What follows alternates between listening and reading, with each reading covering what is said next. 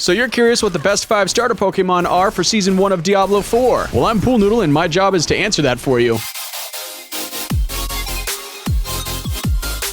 These aren't in any particular order, so don't worry if your class isn't first. These are all based on aspects that are all obtainable from completing dungeons the first time. Additionally, most or all of these builds can benefit from defensive codex aspects like Might, Protecting, and Protector. Super creative naming here. Also, you can use the timestamps below to jump to your class if you wish. The Barbarian will be kicking us off today, and the build that we chose for this one is Whirlwind. It's extremely easy to understand and play, and it can take care of pretty much any content all the way through to the end game. I generally run Lunging Strike, Whirlwind of course, Tactical Rallying Cry, Tactical Challenging Shout, Power War Cry, and Wrath of the Berserker for bosses or bigger fights. Passives are up to you, but I feel like Booming Voice and Raid Leader are an absolute must. The offensive aspects that you need for this one are Echoing Fury, which comes from Sirocco Caverns in Kyrgyzstan, and Dire Whirlwind, which comes from Garen Hold in Skazglen. Most of your Fury generation will come from Lunging Strike, and it'll be supplemented by the Echoing Fury aspect as long as any of your shouts are up. Enhanced Whirlwind should be able to keep you topped off for larger AoE scenarios, and it might take some getting used to, but it's super easy once you do. Up next is my current favorite for leveling, the Pulverized Poison Creeper Druid. Like the Barbarian, I find this one pretty easy to understand, and on top of that, I think it has some of the best hefty feeling Hulk smashes in the game. This build absolutely has the legs to take you up to high-end farming and beyond. A lot of people build this in different ways. I, for example, like to use Storm Strike as it cleaves and almost always applies vulnerable to everything. Pulverize is your resource spender, and it overpowers every 12 seconds that you're healthy. Poison Creeper and Trample are used on cooldown as additional damage and crowd control. Earthen Bulwark generates Fortify, which buffs everything. And then Grizzly Rage is your Super Saiyan form, usable as you see fit. Again, passives are up to you to decide what you want and why. The aspects that you'll want to get are Urson Horror from Belfry Zakara in Hawazar, that was a tough name, Ballistic from Whispering Pines in Skazglen, Quicksand from Farrell's Den in Skazglen, Retaliation from Seaside Descent in Dry Steppes, and Mending Stone from Sealed Archives in Dry Steppes. All of these work together by making your Pulverize an Earth skill and then chaining off of each other based on that. It takes a little bit to farm all the aspect dungeons, but it's very, very worth it if you're leveling a Druid. The third and probably fastest class out there is the Twisting Blades Shadow Imbue Rogue. Now this one can take a little bit of finesse because it doesn't start out or get very tanky for a little while, but it's extremely rewarding if you stay with it. For the skills, start with Fundamental Puncture as you can put vulnerable on anything on demand, Advanced Twisting Blades for the cooldown reduction, Shadow Step and Dash for huge mobility, and I like that Conceal allows you to either recuperate or reposition as needed, and then Shadow Imbue has to be the fan favorite for this one. The aspects you'll want to get are Blade Dancer from Jalal's Vigil in Skazglen, Edge Masters from Coldstone Brewery in Skazglen, and Ravenous from Shifting City in the Dry Steppes. Ravenous should keep you topped up on energy, and then all you really have to do is jam Twisting Blades into as many things as your heart desires, shadow imbued or not. Once you get the hang of the return time on Twisting Blades, you'll be able to dance gracefully around the field, exploding every single thing you come into contact with. It's a literal blast. After that, we have the Face Melting Chain Lightning Sorcerer. Now, Chain Lightning has potential to be inconsistent, but the majority of the time it absolutely shreds both single target and AoE without any issues at all. It does currently fall off a little bit in the late game, but there are some amazing sorcerer builds you can swap to at that point. I start with Arc Lash for its once in a while stun that it has, go with Greater Chain Lightning, Teleport for movement, Ice Armor of course as a defensive, Frost Nova for the crowd control, and then you can go with an alt like Unstable Currents to really feel like a Sith Lord. The passives will be up to you, but you should definitely enchant Chain Lightning as it's a free cast, and at least get Glass Cannon for the big baseline damage boost. The aspects that you'll want are Recharging to help keep your mana up, and this comes from Zenith in Fractured Peaks, Edge Master, which comes from Old Stones in Skazglen, Expectant, which comes from Underroot in Skazglen, and Control, which comes from Sunken Library in Kyrgyzstan. This build doesn't really take too much explaining. It's pretty much just control your enemies and shoot beautiful frickin' laser beams all over the place. And finally, we have the Shadow Blight Summon Necromancer. Now this was hard for me to choose because I also love Blood Surge and I love Sever, but if you're going for the true summoner experience, I think this synergizes the best. You can start with either Acolyte's Reap or Acolyte's Decompose to produce corpses. Supernatural Blight makes your summons do more damage to anyone standing in it. You can use Corpse Explosion if you want the free damage, Blood Mist if you want a nice oh shit button, or Corpse Tendrils if you want even more control over the battlefield. Go Blood Golem for its damage reduction and awesome AoE, and then Horrid Decrepify offers some great crowd control at all times. You can swap something out for an ultimate like Army of the Dead if you really want to, but if you don't like relying on long cooldowns, you can go with this setup instead. instead. Like the others, you can do whatever passives you want, but I would recommend all the various bonuses to minions' different damages. The aspects that you'll want for this one are Umbral, which helps your resource management, and that comes from Champion's Demise in the Dry Steppes. Reanimation, which buffs your skellies, and this comes from Alderwood and Skazglen. Grasping Veins gives you more crit chance if you go Corpse Tendrils, which comes from Corrupted Grotto in Kejistan. And finally Blighted, which boosts your damage from the Shadow Blight key passive, and this comes from Akan's Grasp in Hawazar. The playstyle for this one also doesn't take much explaining. Make sure everything is constantly slowed from Decrepify, keep your summons damage boosted from Blight and Skeletal Priests, and in general just try not to get hit. If you have anything on any of these classes that you want to add, do me a favor and throw it in the comments down below. And on your way down there, like this video and subscribe, as we're going to have a ton of content coming out in the future. If you really want to go the extra mile, you can hang out with me live, and I'll have a link to wherever I'm streaming in the description down below. Thank you so much for taking the time to watch this video, and if you're bored, YouTube recommends this next one for you. Good luck on your season start. I hope you get all the drops you want, and I'll see you on the next one.